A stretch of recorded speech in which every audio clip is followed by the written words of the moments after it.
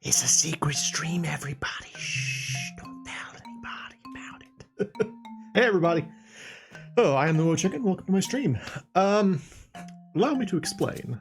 So I have been sitting here for, I don't know, like an hour or so, playing 3D Game Heroes. I was just going to try and, like, look around a little bit on my own and see if I could find things, since we're kind of at the end of the game, and that's oftentimes when a lot of, like, side quests open up. And I found a bunch of stuff to do.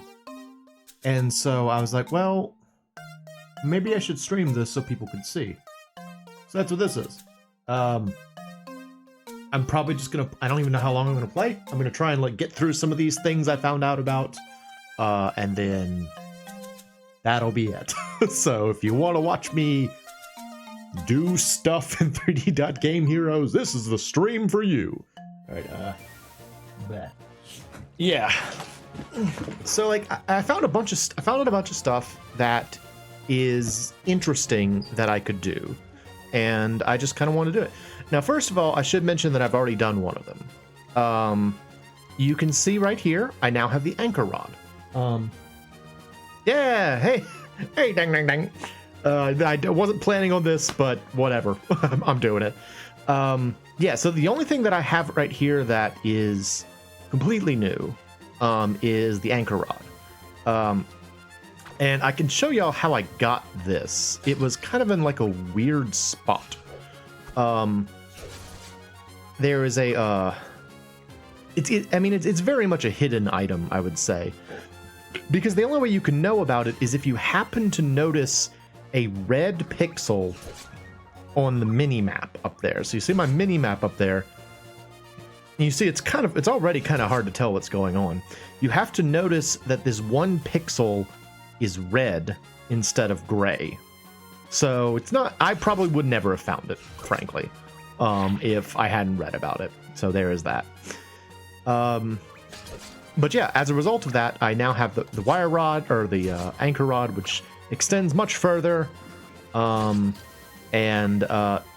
it will allow me to go to more places, which is cool. But yeah, it was like right up here.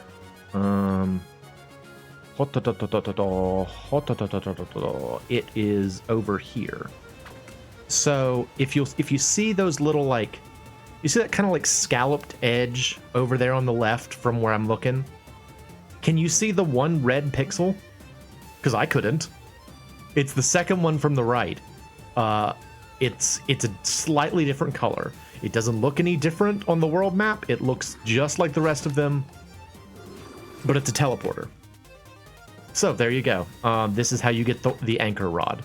You come up here, you fight some monsters, and it's here.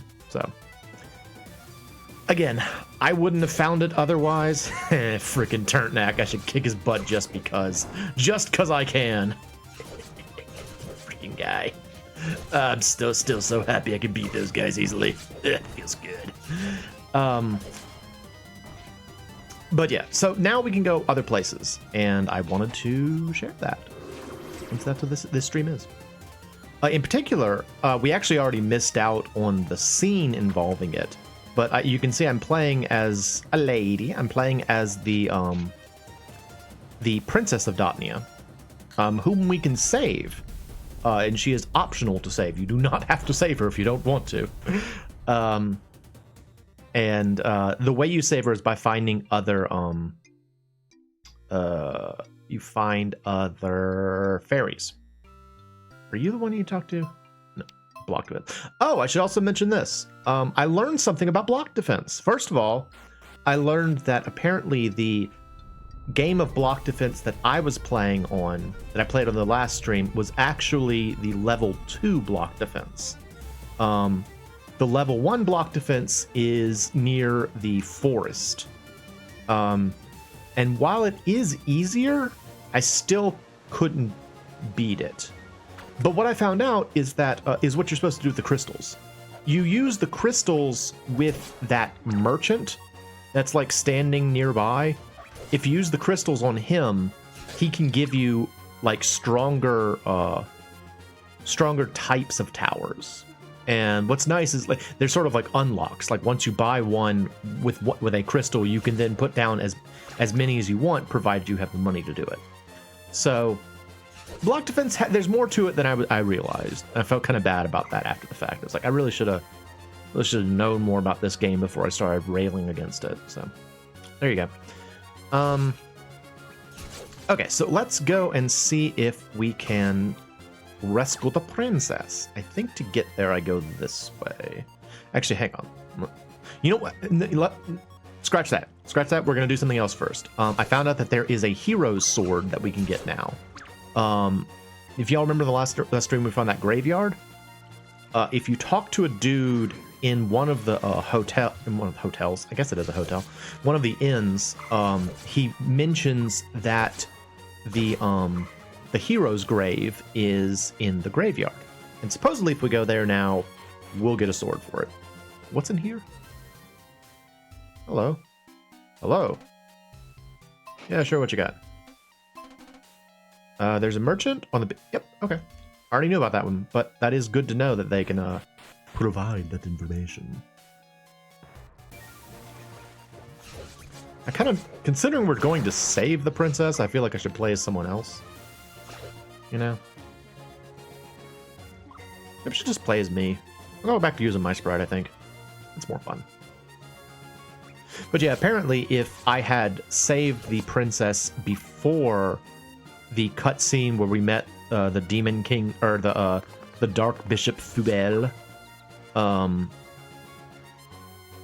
it would have been different. Like the scene would have been different because the princess would have been there. Oh, I also found out what the deal is with the various wishing wells is. You do have to give them a certain amount of money. After you give them a certain amount of money, they give you like a special item. So I got some of those. One of them was one of those little life shards, and then the other one was a bottle. So yeah, again, I've just been sort of sitting here. I was listening to Ian's coin game stream from earlier in the week. Like that was on my my monitor over here to my right, and I was just kind of like just doing stuff in this, and I'm like, you know, I really should stream this. People might want to see it. All right, I'm gonna change my character. Nope, no. That one. Yeah.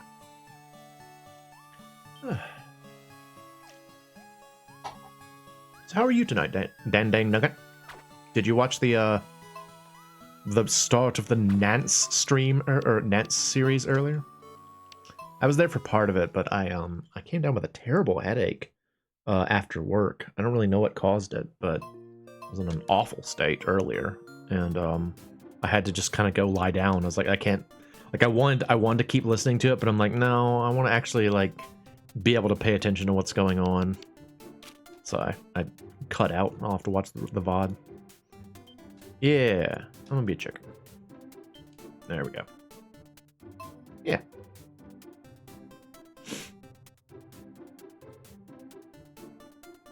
The heck was going on there? I'm pretty sure that just about every one of the loading screens is some sort of reference, usually to like either a movie or a game. But I don't know what that one was. I mean, it was kind of, it looks sort of generic. It may have just been like fighting story, but I don't know.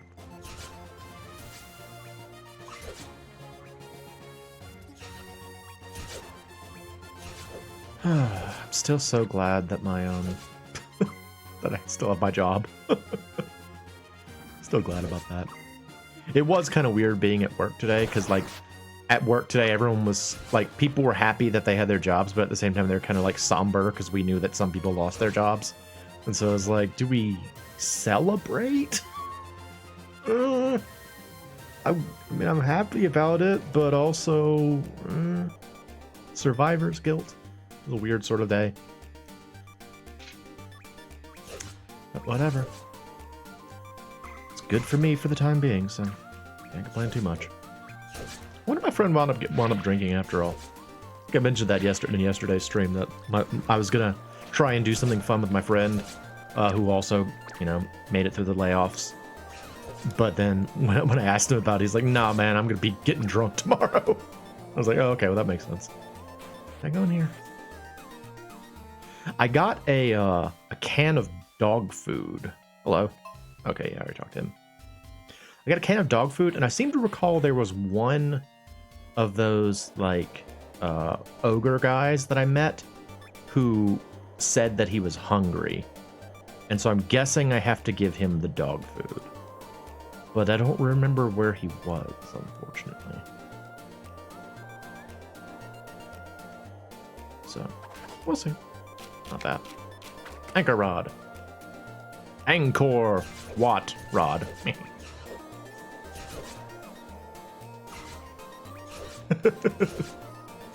I don't know, man. I didn't give a dog a ribbon to get it. I just, you know, got it from a dude who was giving dog food away. Like I used the mirror of truth on someone who was next to a dog, and the guy was like, "I gave this dog food, but now he won't eat it anymore. Do you want the dog food?" And the poor guy who had been turned back into a human was like, "No more dog food, please."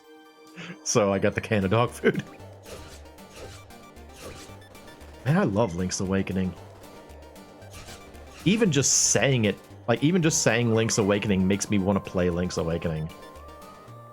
The original one, not the remake.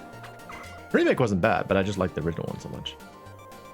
Came right on board for that one. Well done. Oh, you know. You asked me about Link's Awakening. I'm pretty versed and pretty familiar with it. Okay, so this is another one. The Hero's Grave. Are there no zombies? Okay, I was gonna say, are there no zombies here anymore? The Hero's Grave is the one grave that does not show up on the mini map, apparently. So there it is. I see it. Yeah, there's one grave right over here, which is not on the mini map, and supposedly that is the Hero's Grave. Kill off the zombies first. Get out of here, freaking zombies! Get out of here, guys! Leave! I'm doing a thing. All right, so it is this one. There you go. Grew up with the black and white game, played it a dozen times. Yeah. The hero. Long ago I was hailed as a hero. Now darkness threatens to shroud the world once more. You are the one who is destined to inherit my legacy, small brown chicken. The sacred sword, bane of the Dark King, has been dulled by time. I shall now restore it to its former glory. Oh, hey, they changed the hilt too. They changed the hilt to make it look like it was in that cutscene. Nice. Bring peace back to this world. Oh yeah, cool. All right, so does that replace one of my old ones? Okay, yeah, I lost the ancient sword, now it's the hero sword. Dude, it's got a lot of potential too. Yeah, nice. Okay, cool. I'm glad I have it. Let's go get it tempered and stuff. Yeah, the Link's Awakening was one of the first games that I really had kind of like that feeling of like, this is my game for. Because I mean, like, you know, growing up, obviously, well, I had two sisters. I guess it's not obvious that I had two sisters, but I had two sisters growing up, and we all played games. We all played Nintendo games. And so, you know, usually when I would think of games that we had, I would think of it's like, okay, it's the family's game. But I really felt a sense of ownership for Link's Awakening. I remember playing it on my green Game Boy Pocket, which I still have, but unfortunately it no longer works. Sad to me. I had to get a yellow one to replace it. Whoa! The hero's sword is big! Yes! I gotta get Pierce on it, though. The hero's sword is quite large! Man, man. This is more fun now that I'm streaming it, frankly. Again, I've been doing this for a while this evening, but now it's fun because I can talk to people. Yay, I can ramble now and I won't seem quite as crazy. Hooray!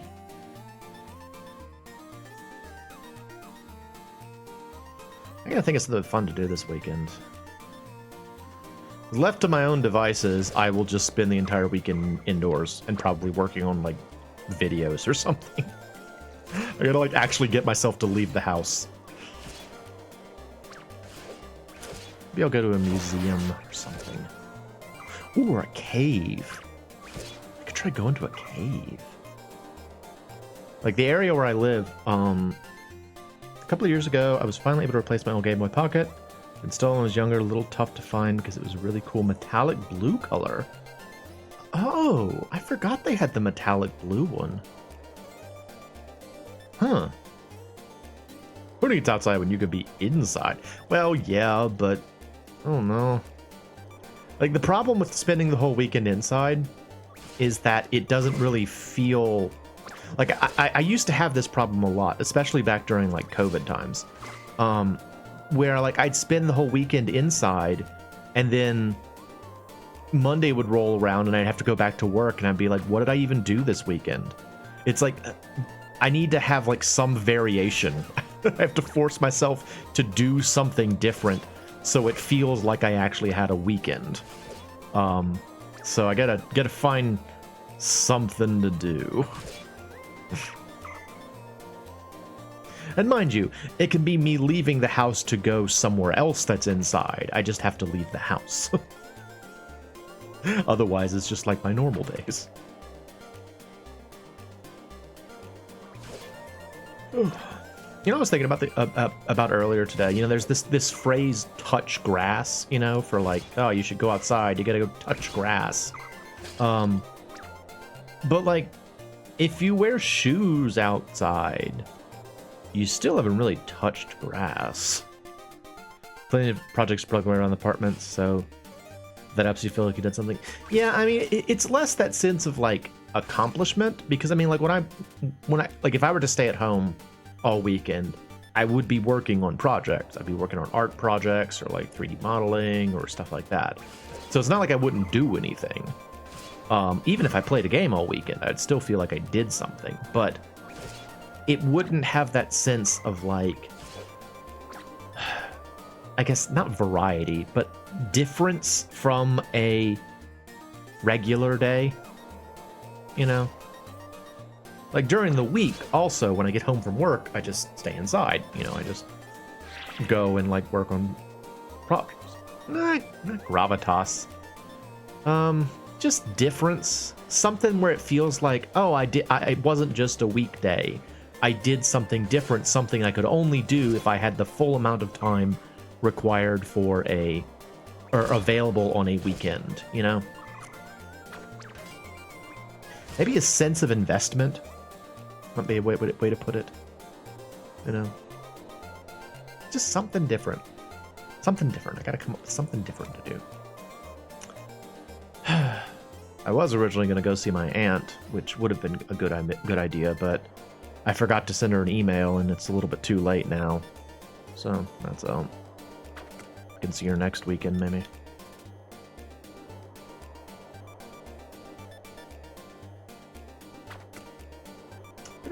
Go take him one of the museums.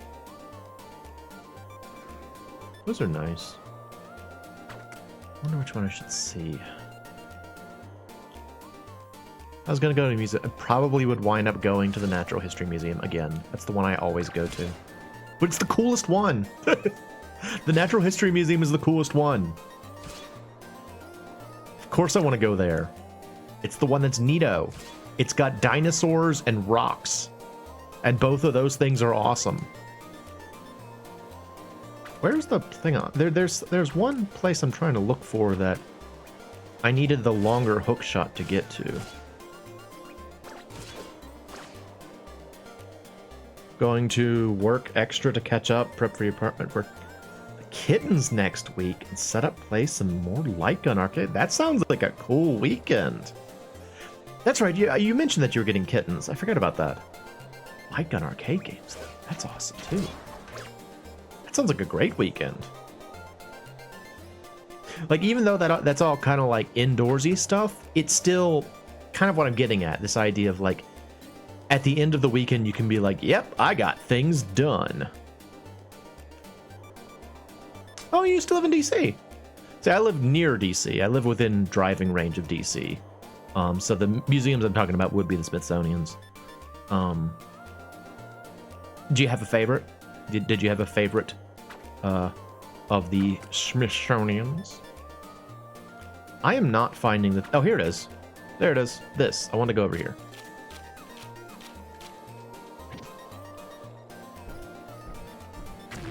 Bam. What do we got here? It's just over here for some reason. Life shard. I mean, great. I was kind of hoping for something more interesting than that. You really like the museum? Oh wait, the museum isn't Oh, that's an awesome museum. Because the museum and the spy museum, I could go to the spy museum. I've never been. Every time I've tried to go over there, something has prevented me from going.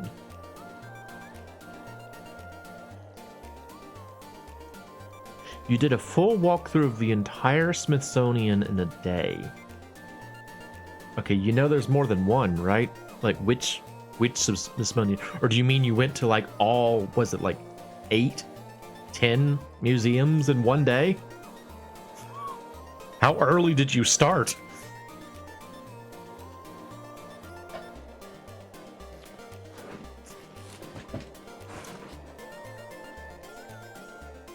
Go to the Spy Museum. I've never been.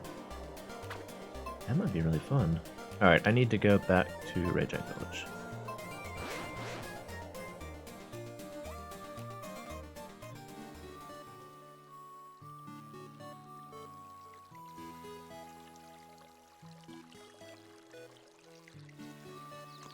You know, that might be a really good idea. Do you have to get advance tickets to go to the Spy Museum, or can you just walk up? Hello, I want it. Pierce.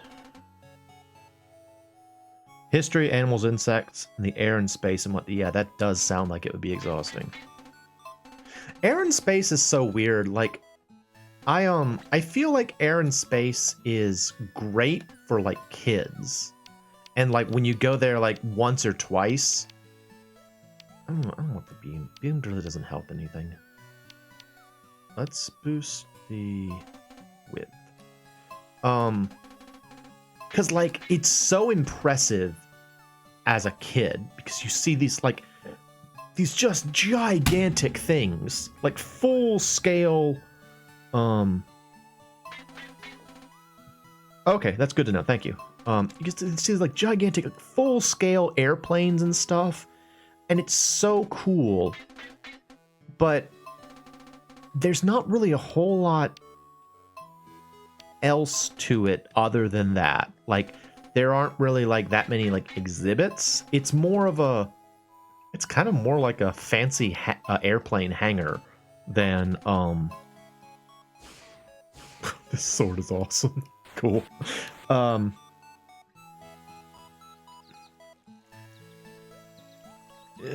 I mean, you know, I'm saying all this, but at the same time, I mean, it's not like the rocks are changing, and I still go back and look at the rocks. So I guess it's not that strange.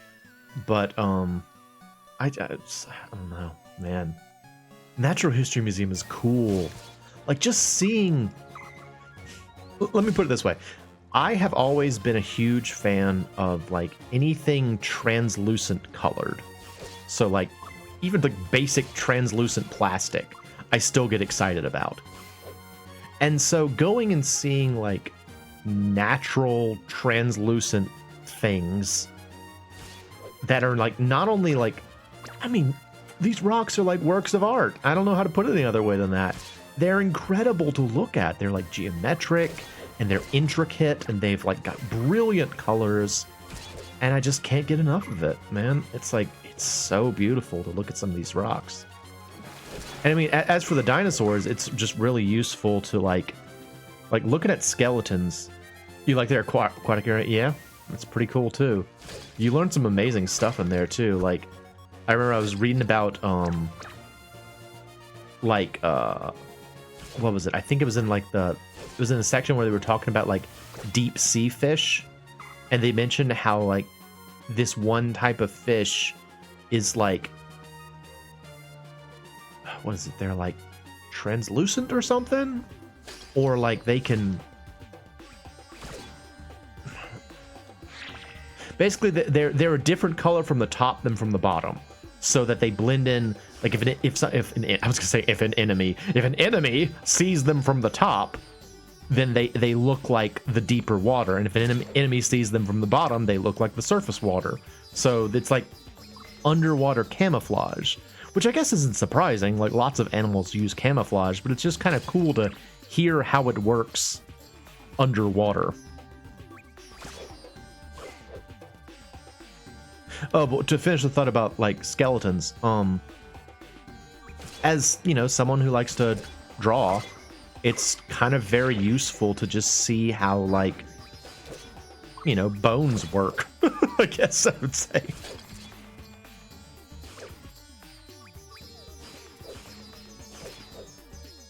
Yeah. There's like an animal that can see through, and oh, that's what it was.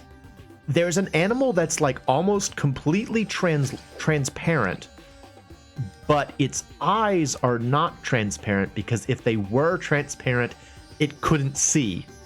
It would be blind, because the eyes have to have some opacity to collect light. That's what it was. Yeah, it's like a weird fish that's like mostly see-through, but you can see its eyes. Like, the most obvious thing on it are its eyes, because they had to be opaque so that they could collect light. Yeah, it was super weird. That, and like looking at a coelacanth is also really cool, you know? Real life, or you know, ancient fish that still exists. There's all kinds of cool stuff. I don't know, I like that kind of stuff. I like learning about that. Like, I find that way more interesting than like, I find natural history more interesting than human history. Hey, hot dog, welcome. I'm just streaming whatever. Like I was saying earlier, I've been playing this game for the past several hours while I was listening to like Ian stream, and I realized there were some things that y'all were gonna miss out on if I didn't show you, so we're just playing a little bit. Don't expect a whole lot of thrilling action here. I'm just kind of goofing around.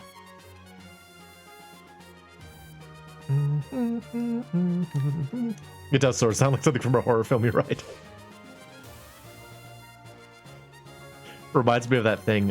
When did he say that? Ian was talking about like doing a video where he would like paint himself with green except for his eyes, and he would just green screen himself out, so he was just like two like floating eyeballs, which is a really funny idea.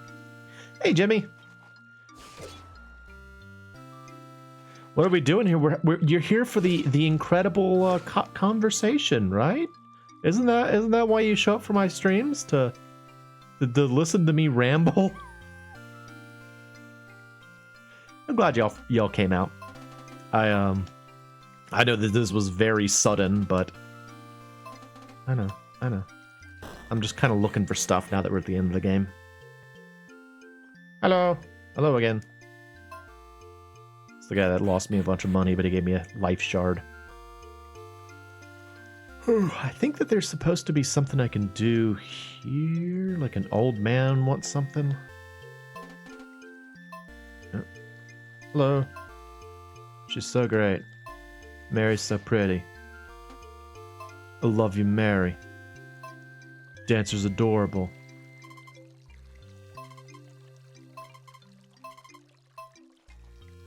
Mary. Hello. Yeah. It's a sick dance. I like it. Hello. The most cutting edge new ultra get good action games. I mean, this game is made by FromSoft, so.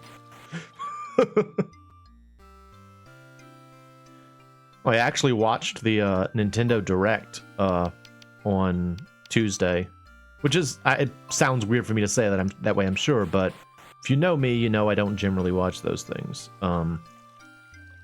But you know, there might be some cool stuff. If you have the light gem, I have the light gem. I don't know. I'm excited to.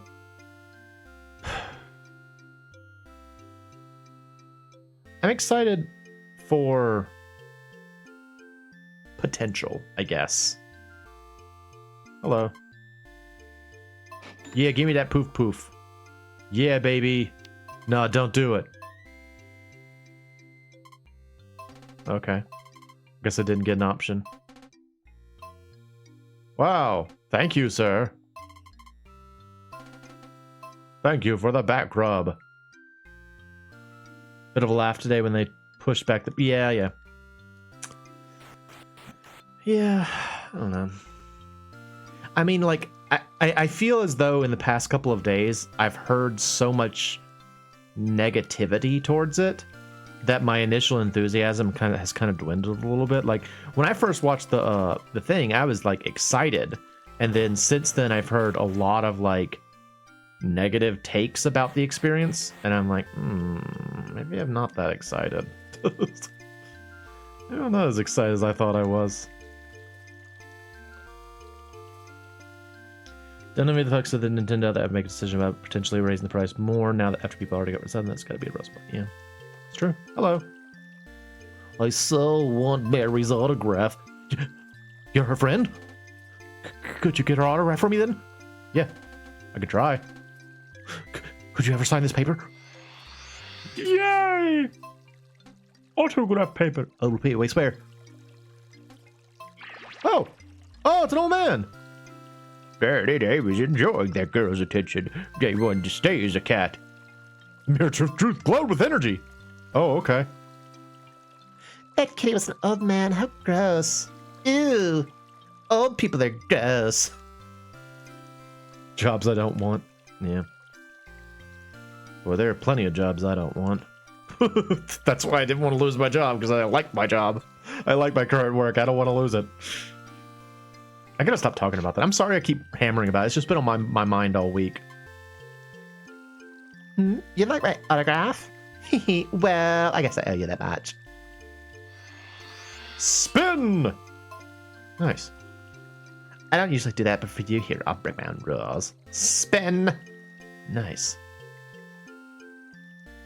Why would you not sign autographs if you had people asking you for autographs? Like, I could understand being tired of signing autographs. It does seem like it would be an exhausting thing to do. But why would you, like, not do it? That's Mary's autograph. It has its own aura. I must repay you. I've got something real long, thick. Oh, you'll love it. I got that Giga Sword. Thanks again. I'll treasure this forever. What's the Giga Sword? Is that the really big one? An enormously... Holy crap, dude! Wait, it has no potential. Does that mean I can never actually make it stronger? Or does that mean it has unlimited potential? Womp, womp, womp, womp. All right, we're gonna go level this one up.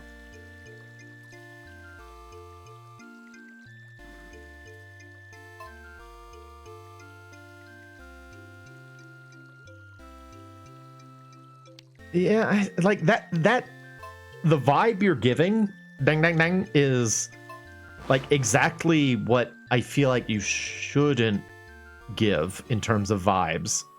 So like I feel like if you were to say I'm not going to sign autographs, that's how I feel like you'd come across. So I don't know. Yeah, do it. Oh yes, okay. Oh, everything's expensive for it though. Oh.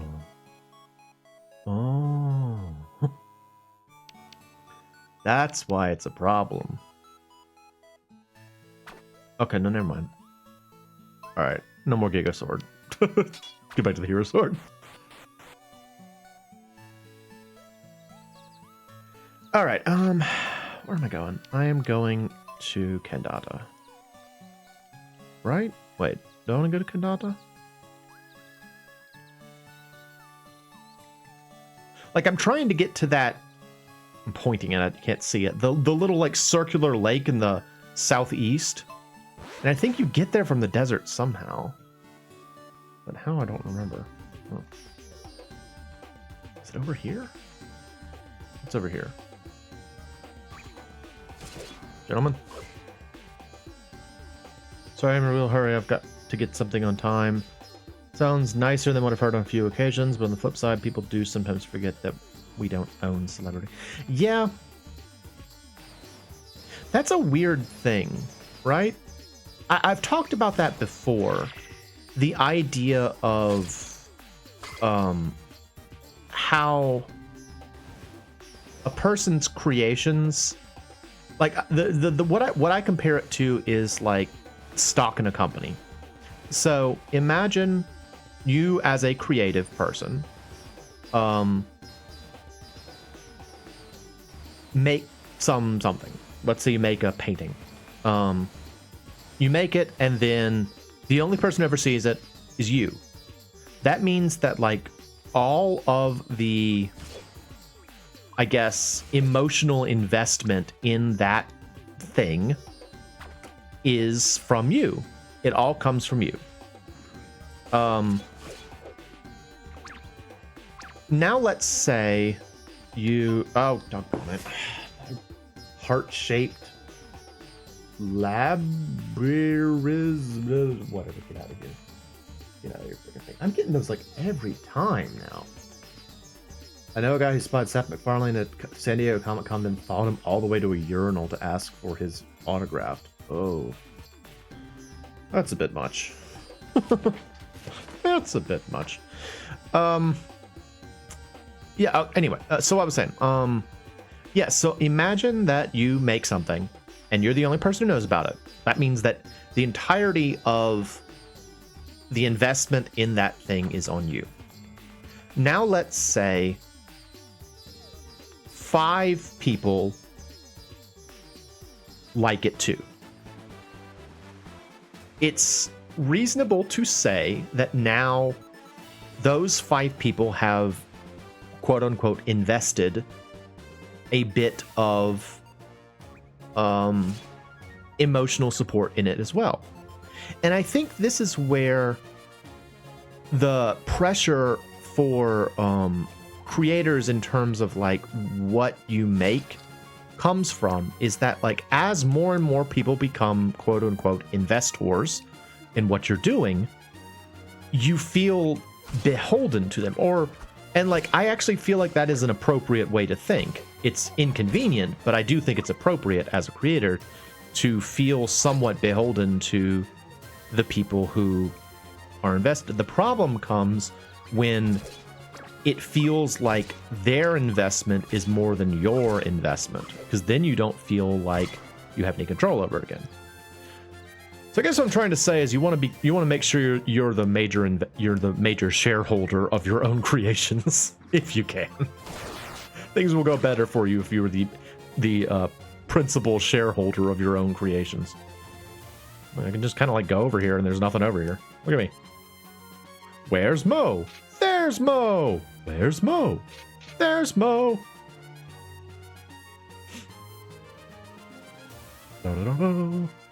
Generally respect celebs who respect and acknowledge the fans who sort of keep them popular. Yeah, I think it's important. I think it's important to acknowledge. And I also think it's important for fans to acknowledge that, like, while they do have this sort of like sense of investment, they're still people. They are like, I was watching Ian stream earlier, and someone on stream mentioned something to the effect of like they were gonna name their pet after MJ. because Ian had a pet named MJ. It's like, I'm going to name my pet after your pet. And I could tell from Ian's response that he was like, oh, okay. Like, I could tell it made him immediately uncomfortable. He handled it well, but, and maybe the person, you know, didn't mean anything negative by it, but it is the sense of like, would you say that to like a person you met on the street? Would you be like, hey, I like your pet's name. I'm going to steal it. You know, it's uncomfortable. Tom Hiddleston is a great example of a celeb who I think really appreciates his fans. I've seen the man physically get up, walk around to the other side of the table, and hug a fan. Yeah. I mean, there's plenty of people who get it. And it's important on both sides, I think. All right. Finally made it out here. Let's see what's in here. Boop. Bam. One with that. All right, what's inside? Oh. Ooh. Okay. Got it. Oh, what's this? Whoa.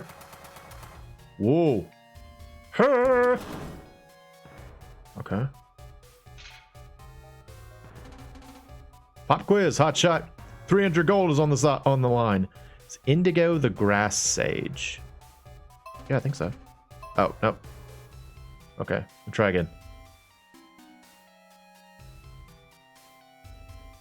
I wonder if part of that might be because Ian didn't choose MJ's name. That was her name before. Yeah. I kind of want to do that quiz again. Oh, we'll see you later. It's, I don't know. It's just kind of like a, there's such an odd thing about the nature of parasocial relationships.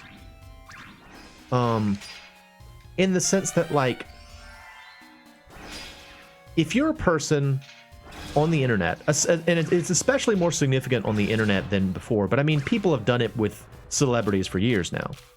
But because a lot of people on the internet are very, like, straightforward and genuine about their lives, it feels more of a connection. There's more of a sense of, like, what's the word? I guess attainability to Turtnax. Okay. This sword is awesome, by the way. Sword's really good. I'm glad I decided to get it.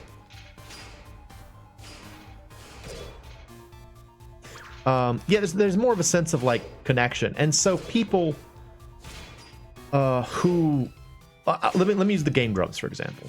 The Game Grumps have been making videos for like you know, like 10, 12 years now, and during that time they've shared a lot about their lives, and so for people that have been watching all that time, it's reasonable for those people to think, like, well, I know, oh, it's a fairy. Fairy! Hello! You found me? I knew I picked an obvious hiding spot. So, what are you doing in a place like this? Besides, you weren't hiding, you were captured. Master MoeChicken, on behalf of my rude friend, thank you. So you're MoeChicken, eh? Nice to meet you.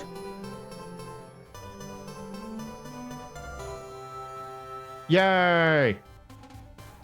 Sue joined the party. I have 2 fairies now. Yay! All right, so there's a 3rd fairy I now need to find,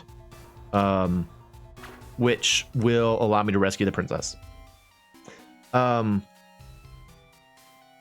Yes. Okay. What I was saying about Game Grumps. Yeah. So it's reasonable to think for people that had been watching Game Grumps for a long time, for them to think, it's like, well, I know these guys. I've been hanging out with these guys for years now. I know all about them. But the thing is, you know about them, they don't know about you. And so, who was it? It was, I actually think Dan referenced it. There's like a line, it's like, I can't pretend a stranger is a long awaited friend. It for the people that are on the other side of it, they unfortunately probably don't know you. And it's a weird disconnect. Where was I going with this? I don't know. I guess I was just agreeing that, like, it's a challenging scenario. And sort of an unusual scenario. It's a scenario very much brought on by the modern entertainment culture.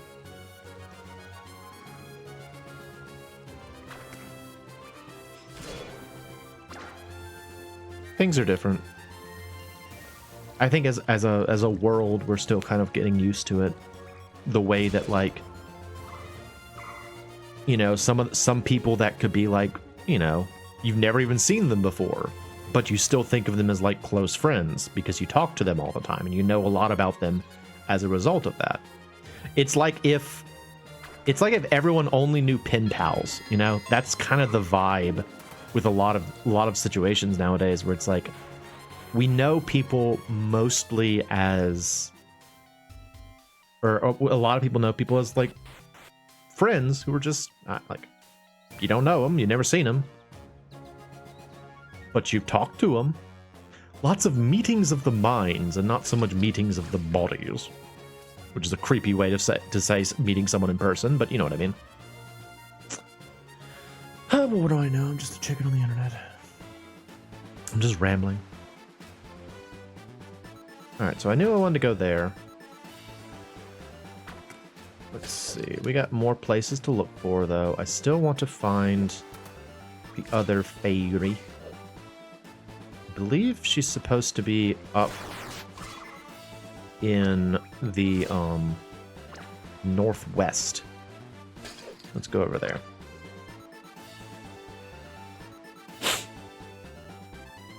I don't know. I think really what it comes down to is just a sense of respect. Like, to finish that thought, you just gotta respect that people are people, you know? Celebrities are people too. They're not... It's actually part of the reason why I feel like the term idol, as it is used in, like, Japanese culture, is problematic. Like, I feel like it creates way too strong of an impression on the people that are quote-unquote idol. Well, not quote-unquote, it's a job. People that are idols. It's just a lot of pressure to be something you may not be. It doesn't help that most idols tend to be teenagers or young people, which means that during developmental periods they are undergoing this intense scrutiny. Oh wow, okay. On a much smaller scale, I get the social imbalance disconnect. I used to run and organize large-scale events for a big group back home. Everyone attending those events would see me. They felt like they got to know me, but I was literally running those events and talking to 50 to 100 people. I didn't really get the sense of getting to know any of them. That didn't stop a couple of stalkers that started a perceived relationship to genuinely scary places. That's long one. I will not be finished. No, I read it. Read the whole thing. Read it out loud. What do you think of that? Now your secrets have been exposed to the internet. I read your comment. As a regular extensive commenter, I could not skip that. But yeah, exactly that. There's this sense of like just an imbalance, and it's not anybody's fault, you know. I mean, again, speaking to the Game Grumps thing, it's perfectly reasonable. I feel that way. I feel like I know these guys like they're close friends, but they never even seen me. Well, no, they have seen me once. I was at one of their events. That's the only time they've seen me. But you know, you just kind of get this feeling of like, yeah, we're friends, we know each other, but they don't know you. All right, I finally got your spa stuff. You got them already. Thank you so much. Oh, here your payment. Here you go. Take this. I got a life shard. Yay! Now my dream bath awaits. Thank you. Somebody wanted a spa egg. Who wanted a spa egg? Do you want a spa egg? Somebody wanted a spa egg. Who was that wanted the spa egg? A cookbook.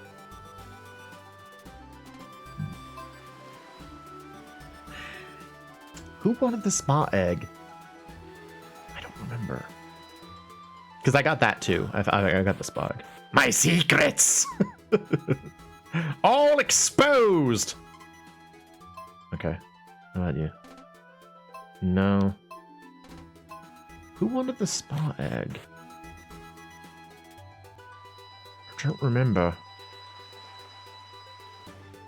She wanted meat. Don't have meat. Fudge, who wanted the spa egg?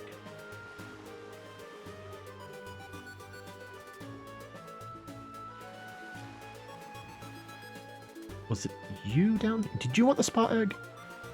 No. You had the soup. There's the uwu girl. I think that for entertainers, it's a lot more challenging because in order to build their audience, they have to make the audience feel some connection, but that's always going to be one way. Yeah. I mean, that's part of the reason why I like that more people show up to my streams. And I actually think that that's part of the reason why a lot of people like streaming, is that it does allow them to communicate. But on the other hand, there's kind of like an upper limit of it. You know, like you take Ian's not a good example because Ian's stream tends to be chill. Like, imagine going to one of those like hype streams. So take something like if you watched the Nintendo Direct, they had what's in here? Hang on, what's in here? I don't know that I've been here in a while. Oh, okay, it's just a healing spot. If you watch the Nintendo Direct, they had a it was like one of those YouTube live kind of things, and so they had like a chat going, and I was struck by how rapidly that chat was just like, it was just a mile a minute, people just yap yap yap yap yap yap yap yap yap, and they were excited. It's reasonable, but like,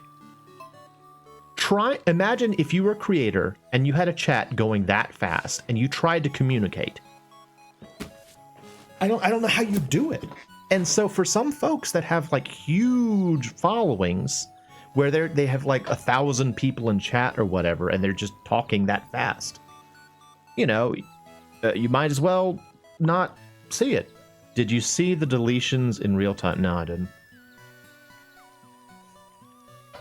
I wasn't watching that closely. I did see when the stream failed for a little bit there, or like stopped going for a little bit. Who wanted the spa egg? I don't remember who wanted the spa egg at all. Who was it? Did you want a spa egg? No. Who wants a spa egg? Somebody wanted one. Did you? No. Who wants a spa? You're herb lady. Yeah. Dick. Do you want a spa egg? No. I think it was a girl. I think it was a lady who wanted a spa egg. Oh, no, it was this guy. Yeah, take my spa egg. Give me something. Hooray. I got a cookbook. Okay, I know what to do with this. Let's go bring that to that lady who wanted to learn how to cook. Nice. Like I said, we're just kind of doing like quests tonight. Just random quests. Whatever.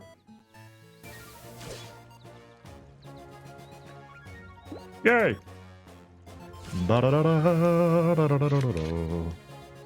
I am sad that I found out about the like, apparently the window to rescue the Princess of Dotnia and see the cutscene is very narrow. Hello.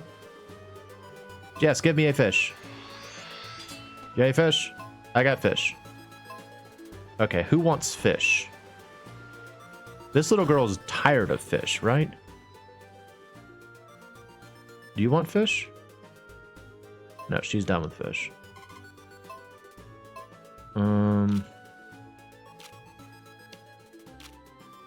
There's so many key items in this game.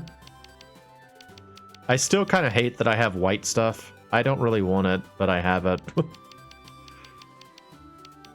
Fresh fish. Cookbook, water. I'll just look for it, I guess.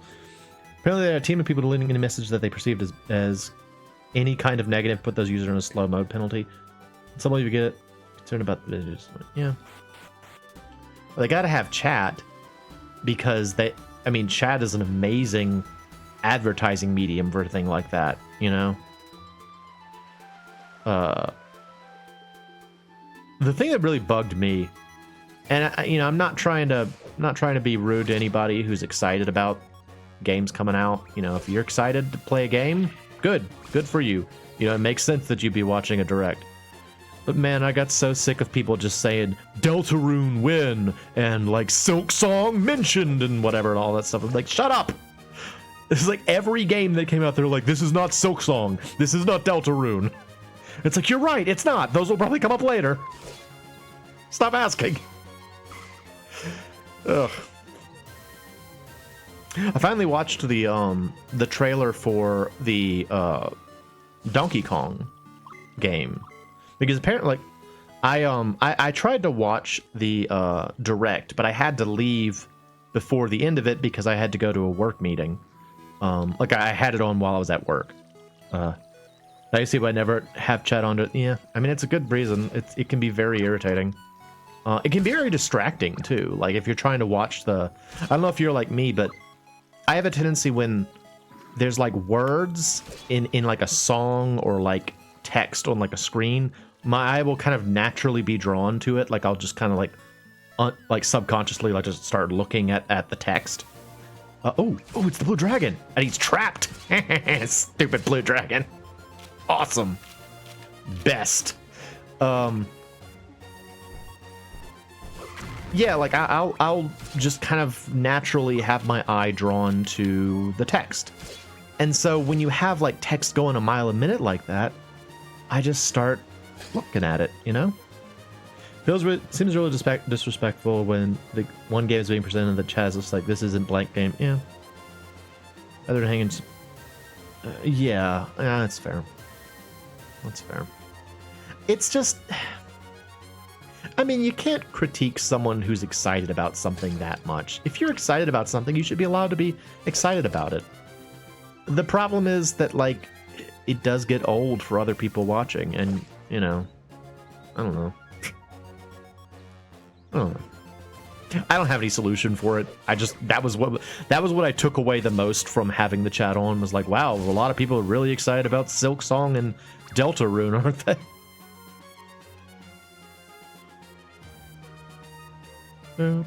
This was the first time I had actually watched any sort of announcement video kind of thing in a long time. Because I usually don't watch them because I get way too excited about things that won't be coming out for a long time. I'm just like, I don't want to drive myself crazy about it. Life shard. Okay, that's fine.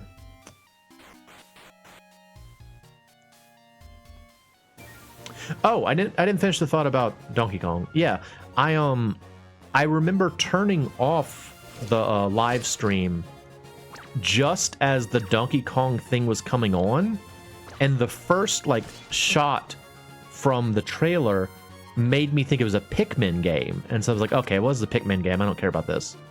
Not that I don't care about Pikmin, but I've just never played a Pikmin game, and I knew I had to get to work, so I wasn't like that eager. So like later on, when people were like talking about how it's like, oh, the Donkey Kong game looks great, and I was like, there was a Donkey Kong game?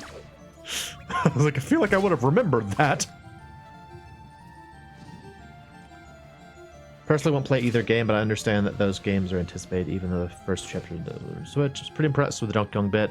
I've been that interested in Donkey Kong games since Donkey Kong 64. Yeah. Yeah, I mean, I'll probably play it. I don't get why Donkey Kong's wearing pants now, though. Why did they give him pants? He's got pants on now. I thought I would be more upset about... Ooh, what's this? What's this? I need a key. Okay. This must be where I need to go to get the other fairy. Great. Let's see. Okay, so I probably need 3 keys again. How many do I have? I have a blue one, I have a red one. Alright. We gotta go back to the gym shack. Oh yeah, I thought I was gonna be more upset about the redesign of Donkey Kong for that game, because I thought that he would be less expressive. But during that presentation. They did show that they can still keep him very, very expressive. So maybe I won't be quite as hung up on it as I thought I would. I also liked that they showed like villain apes as well. And I was like, oh, okay, so they're going for like they're like bad guy monkeys now too. I'm like, okay, that's kind of cool. That's kind of cool. I don't know, maybe it'll be good. Oh, yeah, Ian mentioned the idea that like he was kind of frustrated with this idea that everything has to be open world now. And I'd kind of agree, like, why has everything got to be open world now?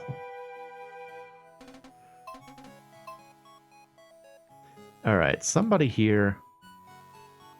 Block defense, no. You should learn golf, you're missing out. Thanks. That's a rare item you have with you. That mirror can turn a curse into an energy source. I have an idea. I can use that mirror to make my invention work. I have a favor to ask. Can you help me? Yeah. Thank you. I'm trying to create a new sword, but it'll take a great power. That's where that mirror you have comes in. Like I said, the mirror converts a curse into raw energy. So if you can undo curses with it, you'll be collecting energy. Can you try to purge as many curses with that mirror as you can? I'll pay you back. How's that sound? Yeah. Great. I'll be counting on you. Did it. Yes, we have the power we need now. This will do just fine. I'll get right to work. Everything has to be Ubisoft formula now? Done. It's finally finished. To repay you, I'll let you keep this sword. Use it as you will. Okay. Ooh! It's purple. Beam saber. Nice. Thanks to you, I finally finished it. Do I work quickly? One time I finished 60% of my work in a day. It's kind of a funny joke. Popular weapon throughout the galaxy. Okay. Huh? It can do beam 3. Ooh. And it can have pierce. Okay. It has spin by default. That's pretty good. What do you mean by Ubisoft formula? Do you mean like their focus on like subscriptions and like Upay and stuff, or do you mean like open world? Like what formula are you referring to? Over the last decade, it feels like more and more games are copying the open world. Okay, yeah, now I got you. Yeah, I mean, open world can work for some things. I like. Well, I have a somewhat contentious relationship with Genshin Impact, but I sort of like Genshin Impact. And I like Breath of the Wild, but I don't want everything. And then like the idea of this new Mario Kart being open world, I can see potential for it. You know, I think I was talking just the other day on stream where I was like, I wonder what the next thing they're gonna do for like Mario Kart's gonna be. And like, how will the new Mario Kart be different from like old Mario Karts? And they're, you know, this open world concept is an interesting way. I particularly like the idea of like the rally races where you have to like travel a long way, like through multiple different environments. That's neat. But the problem I think with open world is that it is by its nature a time sink.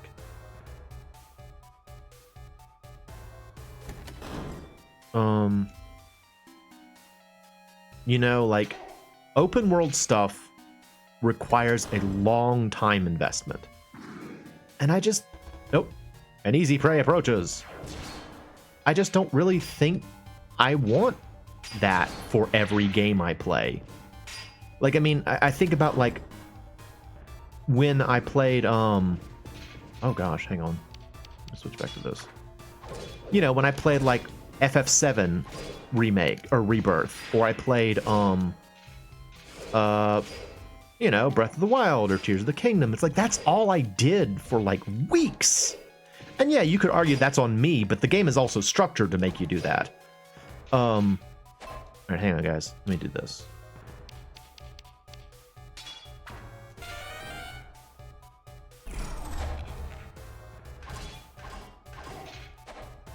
Like, it's designed to make you, you know, play in that way, and I don't always want to do that. There's no fairy here. Oh no! Well, there you go. We missed out on it. There was supposed to be a fairy here. Oh wait, let's see. Get the excitement of the Silk Song and Delta Room, but like the fact that people were obsessed over the game when Silk Song is coming out, like chill, let the developers running the game. And people are reading things in that aren't there in the particular case. Well, maybe so.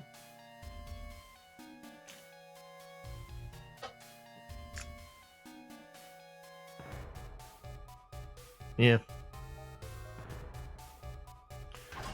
Well, crap. I'm kind of disappointed. It looks like we're not going to be able to get to save the princess. So the idea is that if you were to come here between the time that you finish the Wind Temple and you go back to the castle, you come here and you can rescue the princess. She's supposed to be here. But it looks like because I didn't do that, she's not here. I don't know if that means she's dead or she's going to be somewhere else. I don't know, but nuts, man. That's really frustrating. I wanted to do that. Oh well. Look at Cyberpunk 2077. CD Projekt Red promised to not crunch time in the game, but people wouldn't shut the game out. The game came out broken and people begging for refunds. Yeah. It reminds me of something that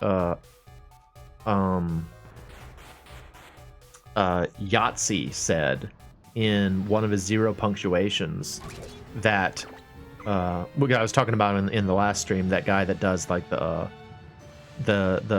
video game review videos over on well, he used to do them on The Escapist. I don't know where they do it now. He said something to the effect of like, I mean, he said it in a more coarse way because it was supposed to be funny, but he was talking about how, like, if you start changing your work for fans, it is a losing proposition because you will never make them happy. They will always want more or different from what you provide, and so you can't make things just for the fans all the time. And it's true. Like, you got to respect the fans, you know, you got to appreciate your base, but at the same time, like, they're never all going to be happy. I mean, take me for example. I remember when Bloodstained Ritual of the Night was coming out. I backed that game, and it was the first game I'd ever tried to like back, and so I had certain expectations about what was going to happen. And when that didn't happen, I remember being very fussy about it. And I also remember, like, there was a point where originally they said that the game was going to be sprite based, so I was excited about that. And when they made the decision to move to poly models instead of sprites, I remember feeling like betrayed and like railing against it to friends at the time about like, I paid for this and now they're changing it. And in the end, I mean, the game that came out, and it's still one of my favorite games within recent memory. I love that game, and I like the polygon models, and like I like the whole presentation of it. It was completely ironic that 20 seconds after the video froze, I heard Cyberpunk 2077, and Cyberpunk broke the stream. I don't know. It's tough, you know.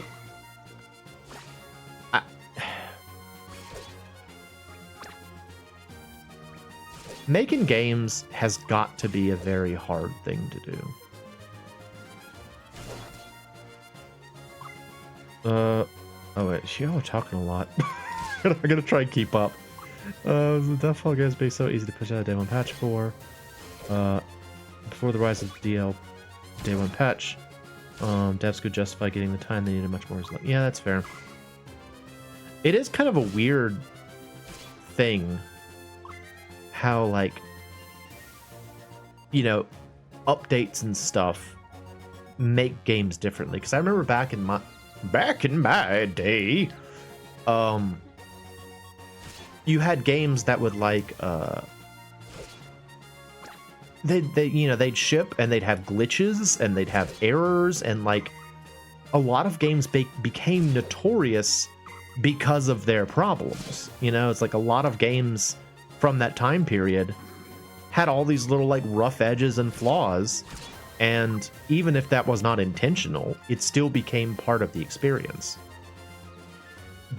But now it's not necessarily the case. Like, you know, games can be fixed, and you know, in some cases that's obviously better, but it does mean that things are different than they were in the past.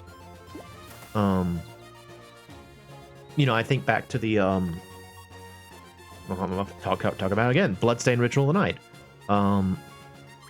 Because I was a backer on Bloodstained Ritual of the Night, I got a physical copy at release. And so that physical copy has the version 1.0 release on it.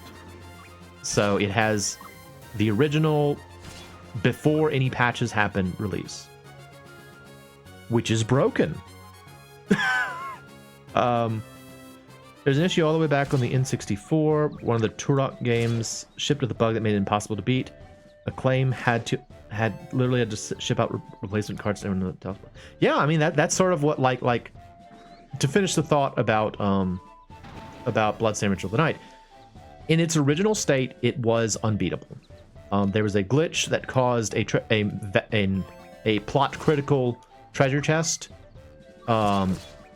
Like the flag for it being opened or closed switched improperly, and so once you had access to it, you could no longer open it.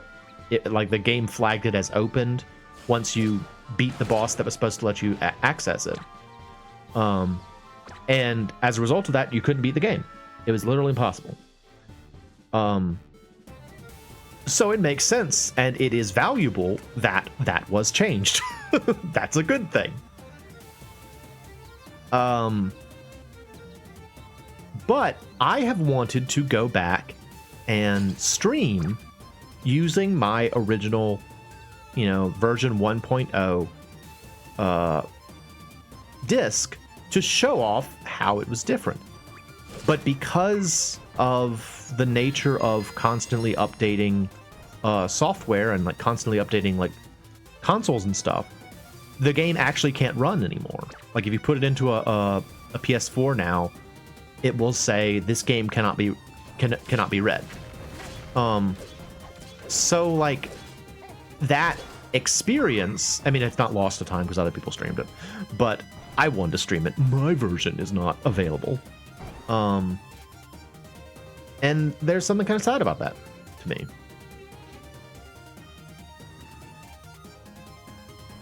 What's over here? This is our first time coming up here, isn't it? Yeah, I've never been over here. Neat. It's a new area. But in the case of like the Turok thing or like Artanelico 2, Artanelico 2 notoriously has a bug which makes it very difficult to beat the penultimate boss in the game. Because if you take longer than 5 turns, the game freezes. That's not great, you know? And that's never going to be fixed. They can't patch that. That's just how the game is. So, I don't know. Wait, there's a treasure chest there. Life shard. What is this area? I guess this is supposed to be like a mountainside. I mean, yes, it's a mountainside, but I mean, I guess it's supposed to be like a mountain maze area? Maybe? Freaking Turntnack. I'll kill you. Yeah. Stupid guy. Whatever. Just see you later, dude. Why is there a post here? What's this here for? Oh, I could have just crossed there, I bet. The frozen frost peaks of Mount Dotnia. Yes. That's where we are. What's this over here? Is it a Sir Sign sign? Bomb quicksand. Okay. I can't throw bombs though.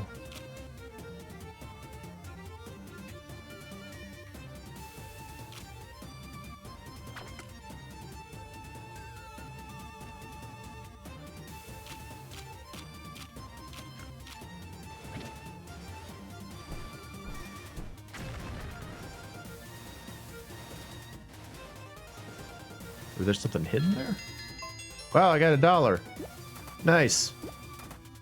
Did y'all see how I got that $1? I'm a champion.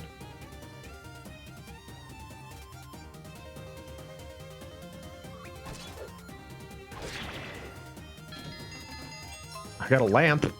Nice.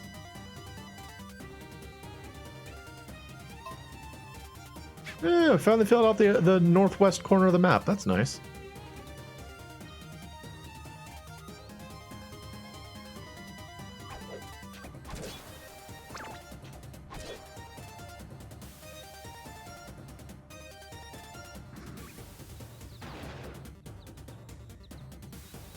Oh, okay, this is an exit. Got it.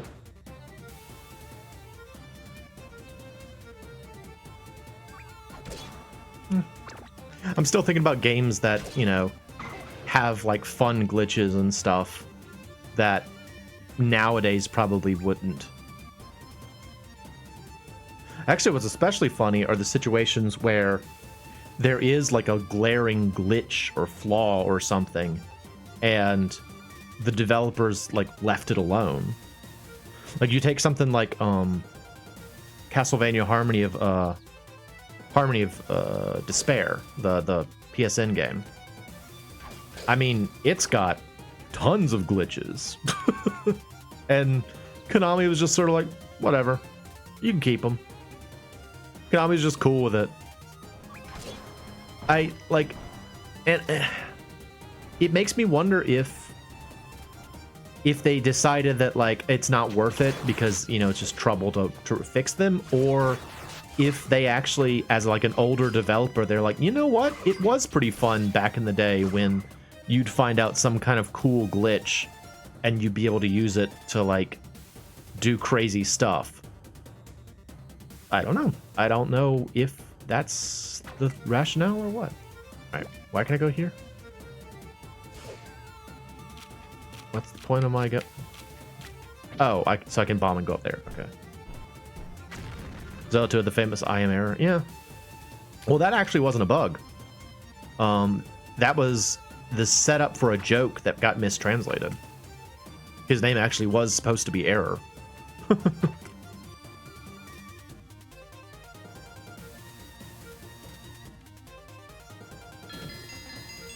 A small block. Is that all that's up here? Oh, I hope that's not all that's up here. So that's gonna be really freaking lame.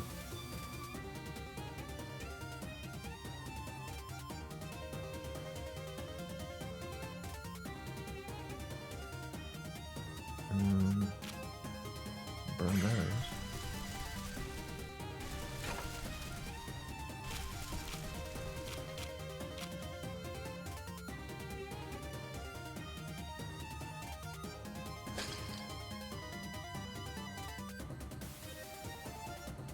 There's nothing here. Okay. Nice. Do you like this empty area? It's super cool. Oh wait, is there anything on the map? I don't see any like red tiles or anything.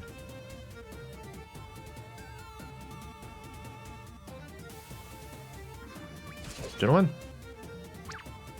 There's something so fun to me about saying gentlemen as like I fight monsters in a game. It's like walking up and be like, gentlemen, and just kill them all. Excuse me, gentlemen. I have business. I already know this, but the Konami code wasn't supposed to be left in the game when it shipped. It's supposed to be disabled after the testers used it to verify all the levels work, but after it went out with the first game, they just didn't bother. Yeah. So I didn't know that. I didn't know that one. I think I recall. This may not be correct either. I thought the idea was that whoever added in the Konami code did it like without telling anybody. But frankly, I'm not surprised. I mean, it does kind of come across as like a debug code. If that's the case, though, it's surprising that they made it so long, you know? Normally when developers put like a debug code in something, they don't make it like quite that extensive. Where am I going? This is not where I need to be. It's not where I need to be. If I remember correctly, the upper management didn't know it had been at. Oh, okay. Maybe that's what I was thinking about.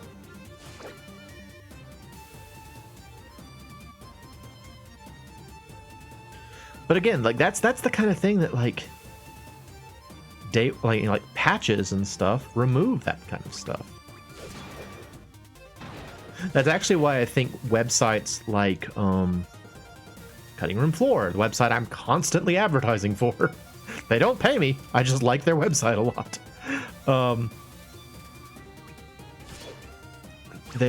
I think that hang on, is this something? There's a little dark spot over here. No, okay. Now I'm paranoid about that. I'm wondering if like there's all kinds of hidden stuff everywhere. Oh, it's this little tree. Okay. Yeah, websites like the Cutting Room Floor that keep track of stuff like that are so valuable because nowadays these kind of patches can just remove these little bits of information from old games. And for a person like me who loves learning about that stuff, oh, he looks weird. Still occasionally like to pop in the 1.0 version of Cyberpunk. Yeah, I mean that's what I want to be able to do with the version 1 of Bloodstained, but I can't. It doesn't work. And it's frustrating.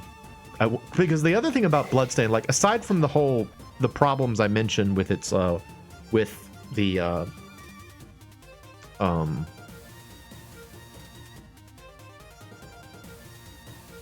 I trying to say? Aside from the problems I mentioned about the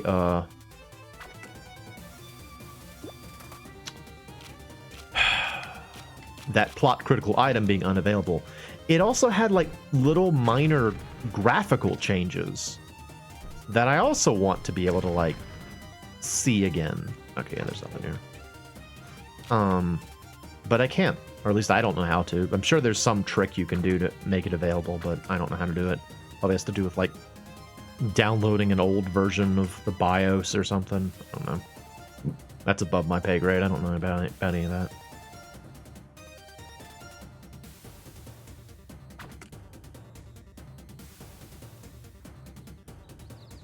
There's a something here. What is this? What are you? Oh, I can hurt it. I feel okay. Eat it, object. I will slay you. You tried to rape him with the dim turned off. Yeah, that's what you get for trying to be nice. I'm gonna keep poking this anthill. What is this? What am I doing here? Anthill. Anthill. Fire.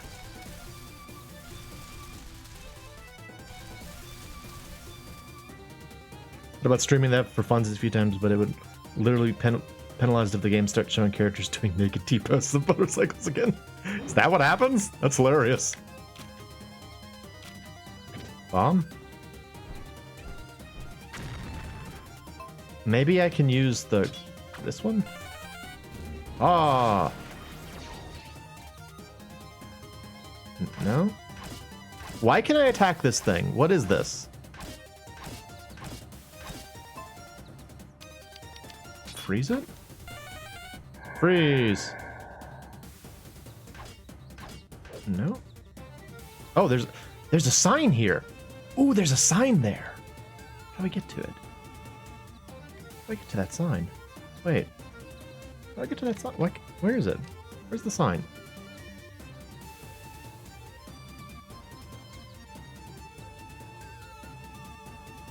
What am I doing here?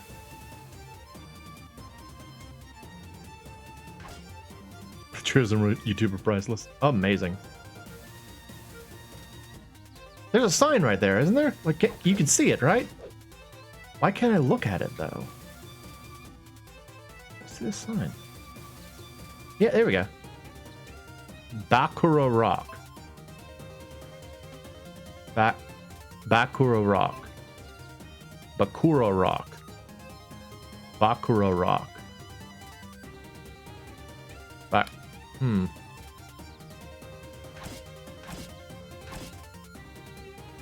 I'm gonna look this up.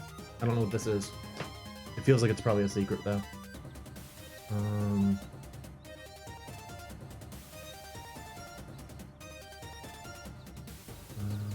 Let's see.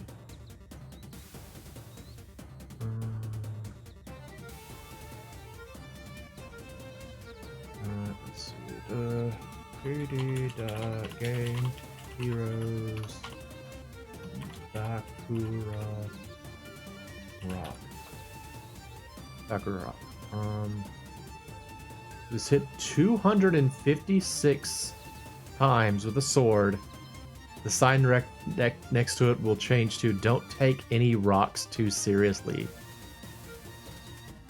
Yeah?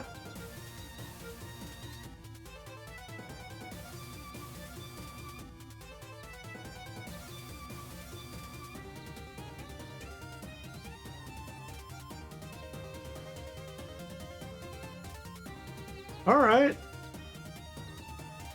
Y'all ready for me to hit this thing 256 times?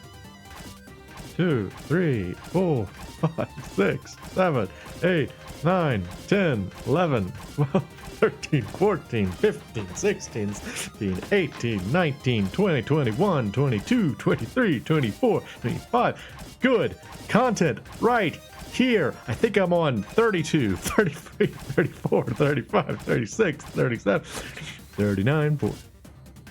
42, 43, 44, 45, 46, 47, 48, 49, 50. Hope you guys are enjoying this super exciting content. Please subscribe over on YubTub as well. I think this is like 72, 73, 74, 75, 76, 77, 78, 79, 80, 81, 82, 83, 84, 85, 86. This is a late night stream where I'm just kind of goofing off. I hope you enjoy it. Why have you all not left yet? Oh my goodness. We gotta do it. We gotta see that sign change. It's important. Corn. What if they made a printed strategy guide for this game? What if with all the secrets and random things? Yeah, I don't know. I think this was kind of after when they were still making printed strategy guides. That's another thing that I think is really fun that isn't necessarily that common anymore. Are strategy guides. Like, I think strategy guides before like the sort of like Brady Games era, when like, you know, was it Brady Games? I think it's Brady Games. There was one like what do you call it? Strategy guide manufacturer that kind of like took over the market, and they had a very similar look to all I'm think the still made Ine. I did it. Okay. Hello. Nice. All right, see you later. I did it. I killed that rock. Did you see it? It's dead now. I killed Bakura Rock. Don't tell Ian, he'll be very upset.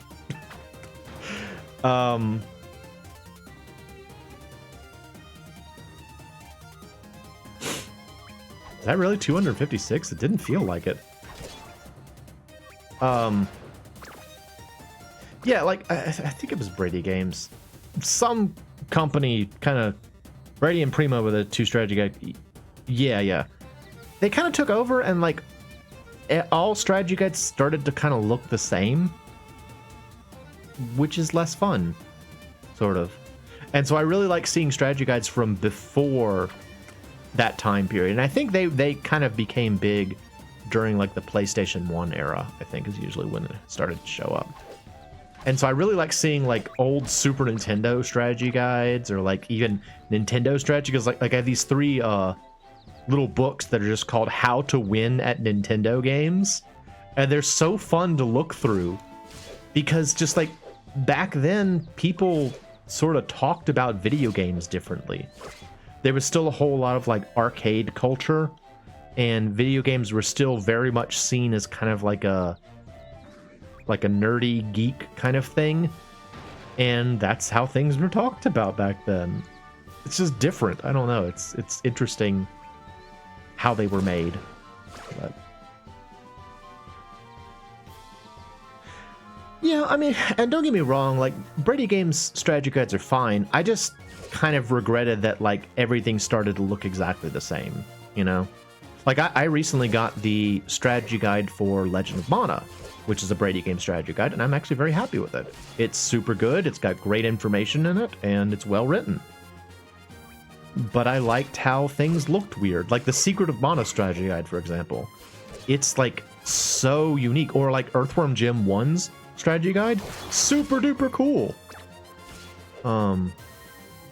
Actually, Earthworm Jim 1's strategy guide might be a Prima guide for all I remember. I just remember it being really neat. I remember there was a company called Double Jump that made strategy guides, I think primarily for RPGs. And I remember they made a Disgaea 1 strategy guide that my friend insisted was the best strategy guide for the game. And I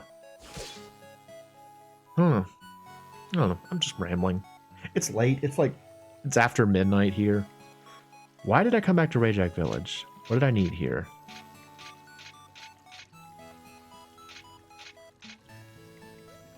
Why did I come back here? I had something to do in Rajak Village.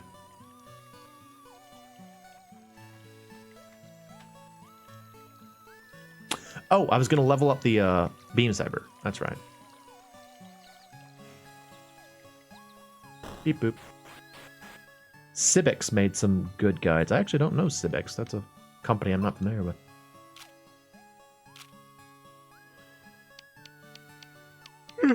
Whatever. Nowadays we don't have guides at all. We just have the internet.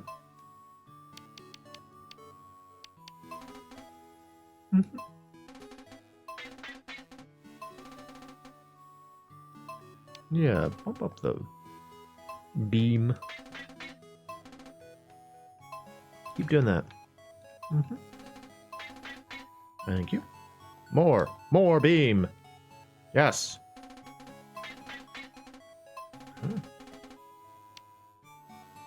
Yes.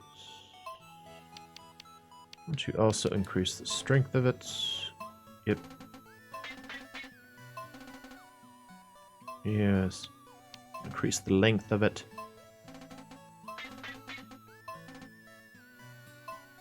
More. Make it longer. No.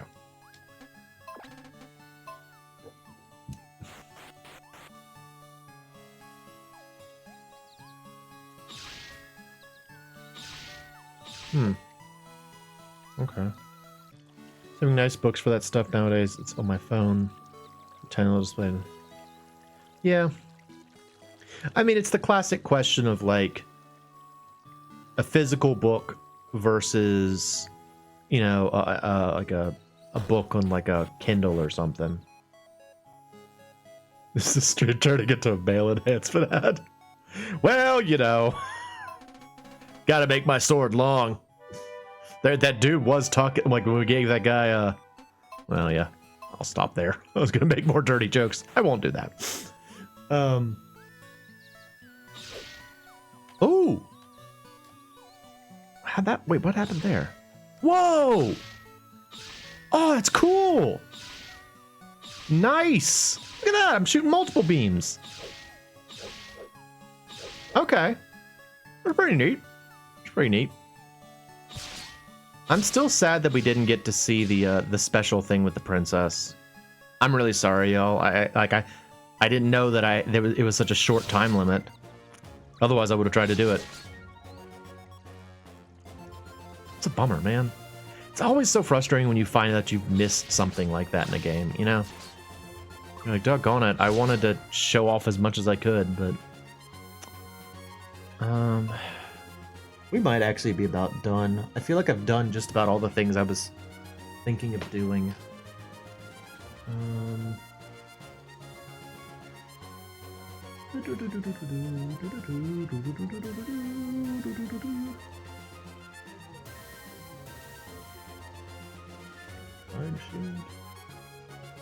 Oh, that's what I mean. Bunker. Would you even know that without a walkthrough, like even now, just again? No. I'm guessing it was probably supposed to be something where, you were supposed to find it by accident. Like, I feel like a lot of the things in this game are intended to be like kind of a stumble upon situation. Because, I mean, with a game like this, that's the only way they're going to get, like, replay value out of it is if they have hidden stuff. Because once you beat it once, you're pretty much done with it, you know? Like, we've just done, like, we will probably beat this game in, like, 8 streams, which sounds like a lot, but when you consider each one of this is only, like, 2 hours long, it's a 16-hour game. Kind of short. And I did a lot in it, so... I don't know. I can't complain too much about it, but I do feel like it was kind of obscure. Like, I don't even know if they told us that the princess had been kidnapped, did they? Did the king mention it at the beginning?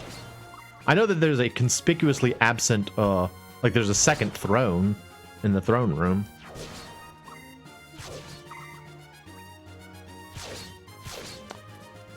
I still haven't found that guy who wanted the,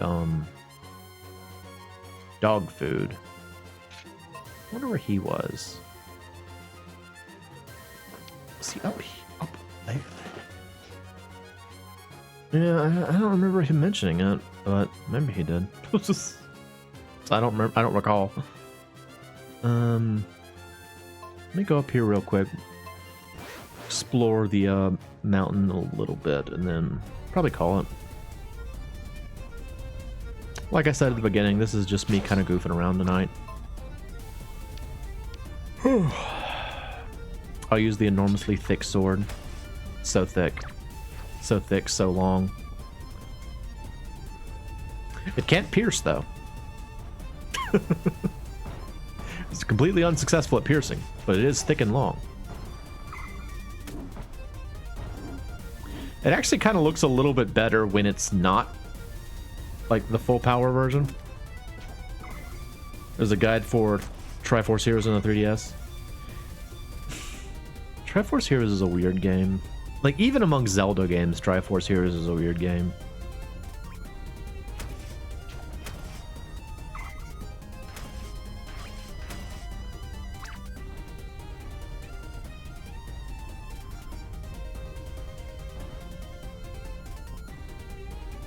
You know what I'd be interested to see is if Nintendo could come up with another, like, significantly different art style for Zelda, like they did with Wind Waker, you know?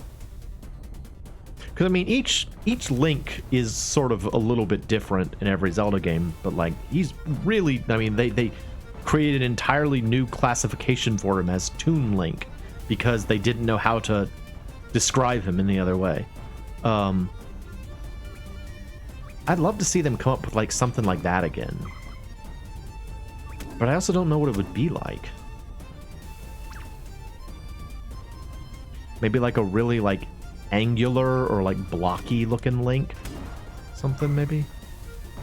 I guess you could say that, like, the look that they used for Link's Awakening is that. I suppose that's fair.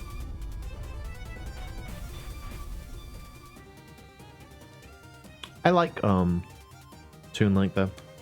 I'd love to see Nintendo or Philips officially re-release. You know, I would kind of like to see that, too. Because from what from what I understand, those games are notoriously very difficult to emulate. So they're kind of like hard to experience, like if you want to play them. You know, if you want to be able to say I've played every Zelda game, and you don't have a CDI or the means to emulate them, you're kind of like just out of luck. Wait, what? Wand of Gamelon and the Zelda _1. Are you censoring Faces of Evil? Is Faces of Evil a bad thing to say on the internet?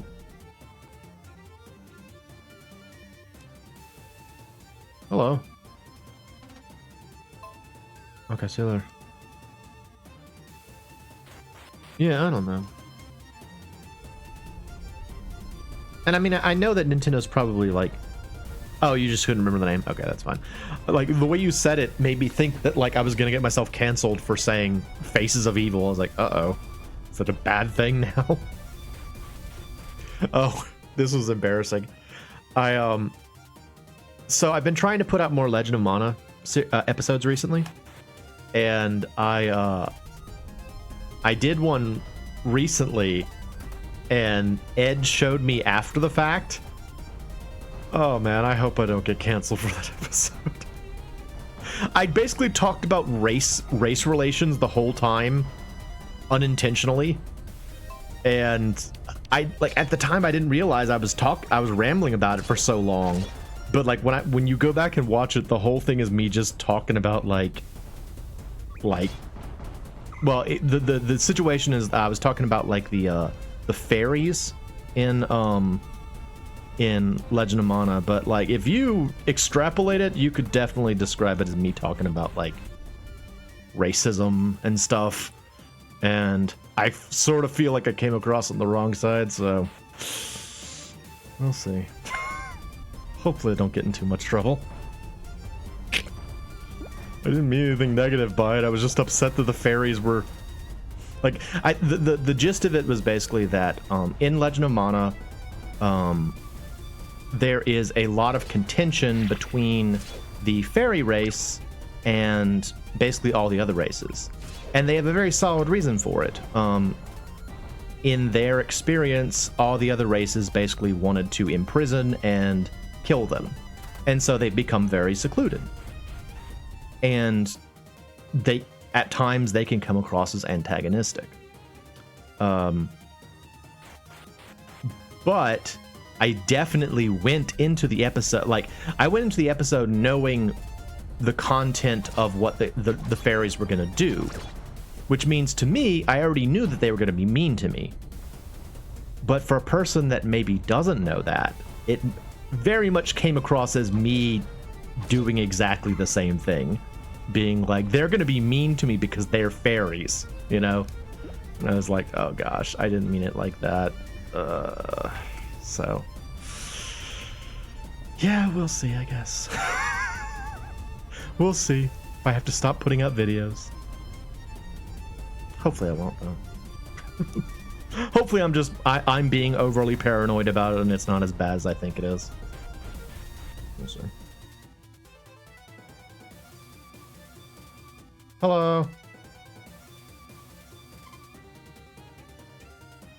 How'd you get in here? Leave before I make you. I hate boys. Oh, she hates boys. Oh, exactly that kind of thing. I was like, oh, the fairies are all blah, blah, blah. And it felt so bad when I went back and watched it. I'm like, I didn't mean to say it this way. Yeah, when we came through here before, we were playing as a female character. So this lady just hates boys. That's funny. I was wondering why she was like when we saw her before, she was all like, ooh, I didn't know you were here. Stay as long as you like. And I was like, oh, this lady she's excited to see me. But yeah, she was just excited to see Maria. And I can't blame her. Yeah, I don't know. Hopefully I won't get into much trouble. Are you the hungry guy? Oh yeah, I found him. There he is. I smell tasties on you. Well, tasties, yes. Dog food. I never tasted dog food. You give? Thanks. Oh, you take this, yes. Oh, wow. Thanks, bro. I got Gungnir. It's tasty.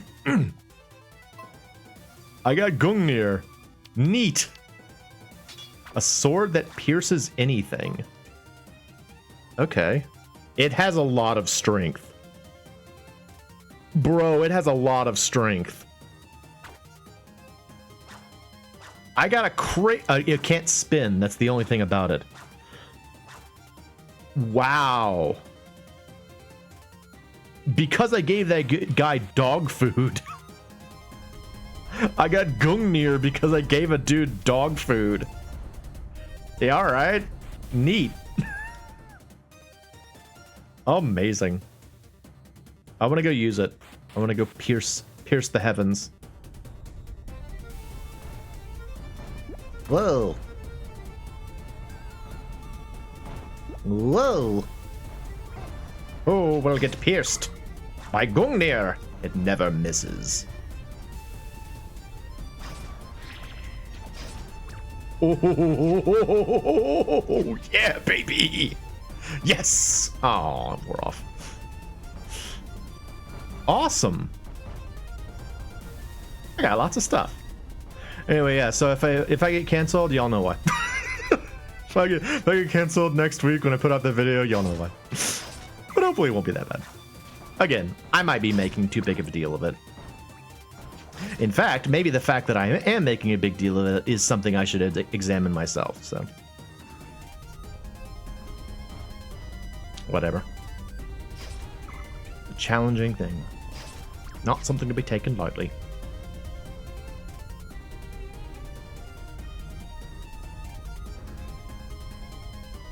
I feel like I shouldn't be talking about it so much here either.